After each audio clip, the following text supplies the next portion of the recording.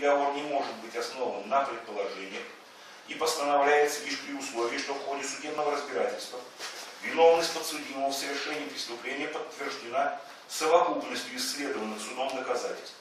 Все сомнения в виновности обвиняемого, которые не могут быть устранены в порядке, установленном УПК Российской Федерации, толкуются в его пользу. Таковой совокупности доказательств, подтверждающих виновность Шарова в размещении на своей странице сайта международной сети интернет фотографии со сквернением изображения Корана при обстоятельствах, указанных в предъявленном ему обвинении, стороной обвинения не представлено. Устранить в судебном заседании обстоятельства, вызывающие сомнения в виновности подсудимого, не представляется возможным в силу указанных выше обстоятельств.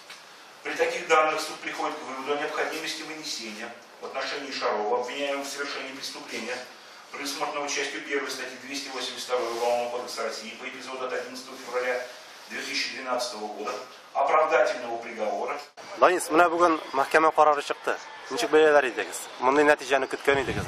Сейчас мое уже дело, как говорится, как свидетеля прекращено.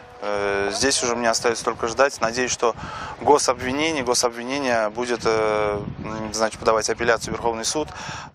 Государственное обвинение считает, что суд необоснованно оправдал Шарова по одному из эпизодов предъявленного обвинения, в частности, по эпизоду от 11 февраля 2012 года, по факту размещения в сети интернет изображения оскверненного Корана.